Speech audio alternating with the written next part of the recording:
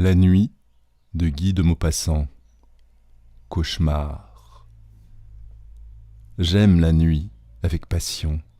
Je l'aime comme on aime son pays ou sa maîtresse, d'un amour instinctif, profond, invincible. Je l'aime avec tous mes sens, avec mes yeux qui la voient, avec mon odorat qui la respire, avec mes oreilles qui en écoutent le silence, avec toute ma chair que les ténèbres caressent. Les alouettes chantent dans le soleil, dans l'air bleu, dans l'air chaud, dans l'air léger des matinées claires. Le hibou fuit dans la nuit, tache noire qui passe à travers l'espace noir, et, réjoui, grisé par la noire immensité, il pousse son cri vibrant et sinistre. Le jour me fatigue et m'ennuie, il est brutal et bruyant. Je me lève avec peine, je m'habille avec lassitude, je sors avec regret. Et chaque pas, chaque mouvement, chaque geste, chaque parole, chaque pensée me fatigue, comme si je soulevais un écrasant fardeau. Mais quand le soleil baisse, une joie confuse, une joie de tout mon corps m'envahit. Je m'éveille, je m'anime. À mesure que l'ombre grandit, je me sens tout autre, plus jeune, plus fort, plus alerte, plus heureux.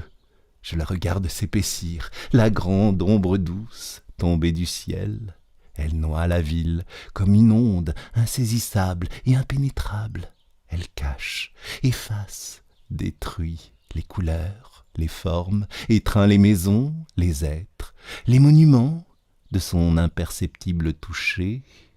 Alors, j'ai envie de crier de plaisir, comme les chouettes, de courir sur les toits, comme les chats, et un impétueux, un invincible désir d'aimer s'allume dans mes veines. Je marche, tantôt dans les faubourgs assombris, tantôt dans les bois voisins de Paris, où j'entends rôder mes sœurs, les bêtes, et mes frères, les braconniers. Ce qu'on aime avec violence finit toujours par vous tuer. Mais comment expliquer ce qui m'arrive? Comment même faire comprendre que je puisse le raconter? Je ne sais pas, je ne sais plus. Je sais seulement que cela est. Voilà. Donc, hier? Était-ce hier? Oui, sans doute, à moins que ce ne soit auparavant, un autre jour, un autre mois, une autre année, je ne sais pas. Ce doit être hier, pourtant, puisque le jour ne s'est plus levé, puisque le soleil n'a pas reparu. Mais depuis quand la nuit dure-t-elle? Depuis quand? Qui le dira? Qui le saura jamais? Donc, hier, je sortis comme je fais tous les soirs après mon dîner. Il faisait très beau, très doux, très chaud. En descendant vers les boulevards, je regardais au-dessus de ma tête le fleuve noir et plein d'étoiles, découpé dans le ciel par les toits de la rue, qui tournait et faisait onduler comme une vraie rivière ce ruisseau roulant des astres. Tout était clair dans l'air léger, depuis les planètes jusqu'au bec de gaz. Tant de feux brillaient là-haut et dans la ville que les ténèbres en semblaient lumineuses. Les nuits luisantes sont plus joyeuses que les grands jours de soleil. Sur le boulevard, les cafés flamboyaient, on riait, on passait, on buvait. J'entrai au théâtre quelques instants. Dans quel théâtre, je ne sais plus. Il y faisait si clair que cela m'attrista et je ressortis, le cœur un peu assombri par ce choc de lumière brutale sur les ors du balcon, par le scintillement factice du lustre énorme de cristal, par la barrière du feu de la rampe, par la mélancolie de cette clarté fausse et crue. Je gagnai les Champs-Élysées où les cafés-concerts semblaient des foyers d'incendie dans les feuillages. Les marronniers, frottés de lumière jaune, avaient l'air peint, un air d'arbres phosphorescents.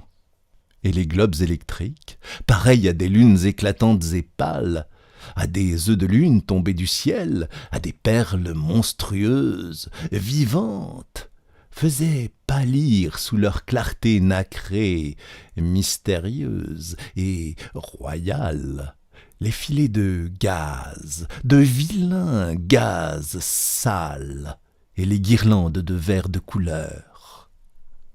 Je m'arrêtais sous l'arc de triomphe pour regarder l'avenue, la longue et admirable avenue étoilée, allant vers Paris entre deux lignes de feu, et les astres là-haut, les astres inconnus, jetés au hasard dans l'immensité, où ils dessinent ces figures bizarres, qui font tant rêver, qui font tant songer. J'entrai dans le bois de Boulogne, et j'y restai longtemps, longtemps. Un frisson singulier m'avait saisi, une émotion imprévue et puissante, une exaltation de ma pensée qui touchait à la folie. Je marchais longtemps, longtemps, puis je revins. Quelle heure était-il quand je repassais sous l'arc de triomphe? Je ne sais pas. La ville s'endormait, et des nuages, de gros nuages noirs, s'étendaient lentement sur le ciel. Pour la première fois, je sentis qu'il allait arriver quelque chose d'étrange, de nouveau. Il me sembla qu'il faisait froid, que l'air s'épaississait, que la nuit, que ma nuit bien-aimée, devenait lourde sur mon cœur. L'avenue était déserte maintenant. Seuls 2 sergents de ville se promenaient auprès de la station des fiacres, et sur la chaussée à peine éclairée par les becs de gaz qui paraissaient mourants, une file de voitures de légumes allait aux halles. Elles allaient lentement, chargées de carottes, de navets et de choux. Les conducteurs dormaient, invisibles. Les chevaux marchaient d'un pas égal, suivant la voiture précédente, sans bruit, sur le pavé de bois. Devant chaque lumière du trottoir, les carottes s'éclairaient en rouge, les navets s'éclairaient en blanc, les choux s'éclairaient en vert, et elles passaient l'une derrière l'autre, ces voitures, rouges d'un rouge de feu, blanches d'un blanc d'argent, vertes d'un vert d'émeraude. Je les suivis, puis je tournai par la rue Royale et revins sur les boulevards. Plus personne, plus de cafés éclairés, quelques attardés seulement qui se hâtaient. Je n'avais jamais vu Paris aussi mort, aussi désert. Je tirai ma montre, il était 2 heures. Une force me poussait, un besoin de marcher. J'allais donc jusqu'à la Bastille. Là, je m'aperçus que je n'avais jamais vu une nuit si sombre, car je ne distinguais pas même la colonne de juillet, dont le génie d'or était perdu dans l'impénétrable obscurité. Une voûte de nuages, épaisse comme l'immensité, avait noyé les étoiles et semblait s'abaisser sur la terre pour l'anéantir. Je revins, il n'y avait plus personne autour de moi. Place du château d'eau, pourtant, un ivrogne faillit me heurter, puis il disparut. J'entendis quelque temps son pas inégal et sonore. J'allais. À la hauteur du faubourg Montmartre, un fiacre passa, descendant vers la Seine. Je l'appelai. Le cocher ne répondit pas. Une femme rôdait près de la rue Drouot.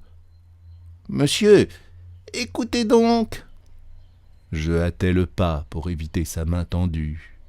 Puis, plus rien. Devant le vaudeville, un chiffonnier fouillait le ruisseau. Sa petite lanterne flottait au ras du sol. Je lui demandai « Quelle heure est-il, mon brave ?» Il grogna « Est-ce que je sais? J'ai pas de montre. » Alors, je m'aperçus tout à coup que les becs de gaz étaient éteints.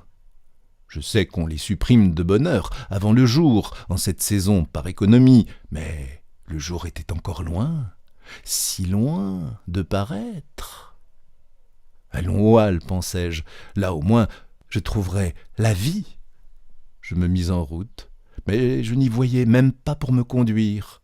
J'avançais lentement, comme on fait dans un bois, reconnaissant les rues en les comptant. Devant le Crédit Lyonnais, un chien grogna. Je tournais par la rue de Gramont. Je me perdis. J'errais, puis je reconnus la bourse aux grilles de fer qui l'entourent. Paris entier dormait d'un sommeil profond, effrayant. Au loin pourtant, un fiacre roulait, un seul fiacre, celui peut-être qui avait passé devant moi tout à l'heure. Je cherchais à le joindre, allant vers le bruit de ses roues, à travers les rues solitaires et noires. Noires, noires, comme la mort. Je me perdis encore. Où étais-je? Quelle folie d'éteindre sitôt le gaz! Pas un passant, pas un attardé, pas un rôdeur, pas un miaulement de chat amoureux. Rien. Où donc étaient les sergents de ville? Je me dis, je vais crier, ils viendront. Je criais, personne ne répondit. J'appelais plus fort, ma voix s'envola, sans écho, faible, étouffée, écrasée par la nuit, par cette nuit impénétrable. Je hurlais, « Au secours! Au secours! Au secours !» Mon appel désespéré resta sans réponse. Quelle heure était-il donc? Je tirai ma montre, mais je n'avais point d'allumette. J'écoutais le tic-tac léger de la petite mécanique avec une joie inconnue et bizarre. Elle semblait vivre. J'étais moins seul. Quel mystère! Je me remis en marche, comme un aveugle, en tâtant les murs de ma canne, et je levais à tout moment mes yeux vers le ciel, espérant que le jour allait enfin paraître. Mais l'espace était noir, tout noir, plus profondément noir que la ville. Quelle heure pouvait-il être? Je marchais, me semble-t-il, depuis un temps infini, car mes jambes fléchissaient sous moi. Ma poitrine haletait, et je souffrais de la faim horriblement. Je me décidai à sonner à la première porte cochère. Je tirai le bouton de cuivre, et le timbre tinta dans la maison sonore. Il tinta étrangement, comme si ce bruit vibrant eût été seul dans cette maison. J'attendis, on ne répondit pas. On n'ouvrit point la porte. Je sonnai de nouveau. J'attendis encore. Rien. J'eus peur. Je courus à la demeure suivante, et 20 fois de suite, je fis résonner la sonnerie dans le couloir obscur où devait dormir le concierge. Mais il ne s'éveilla pas. Et j'allai plus loin, tirant de toutes mes forces les anneaux ou les boutons, heurtant de mes pieds, de ma canne et de mes mains les portes obstinément closes. Et tout à coup, je m'aperçus que j'arrivais aux halles. Les halles étaient désertes, sans un bruit, sans un mouvement, sans une voiture, sans un homme, sans une botte de légumes ou de fleurs. Elles étaient vides, immobiles, abandonnées, mortes. Une épouvante me saisit. Horrible. Que se passait-il? Oh mon Dieu, que se passait-il? Je repartis, mais l'heure, qui me dirait l'heure? Aucune horloge ne sonnait dans les clochers ou dans les monuments. Je pensais, je vais ouvrir le verre de ma montre et tâter l'aiguille avec mes doigts. Je tirai ma montre. Elle ne battait plus. Elle était arrêtée. Plus rien, plus un frisson dans la ville, pas une lueur, pas un frôlement de son dans l'air. Rien, plus même le roulement lointain du fiacre. Plus rien. J'étais au quai, et une fraîcheur glaciale montait de la rivière. La Seine coulait-elle encore? Je voulus savoir. Je trouvai l'escalier, je descendis. Je n'entendais pas le courant bouillonner sous les arches du pont. Des marches encore, puis du sable, de la vase, puis de l'eau. J'y trempais mon bras. Elle coulait, froide, froide, presque gelée. presque tarie, presque morte. Et je sentais bien que je n'aurais plus jamais la force de remonter et que j'allais mourir là, moi aussi, de faim, de fatigue et de froid.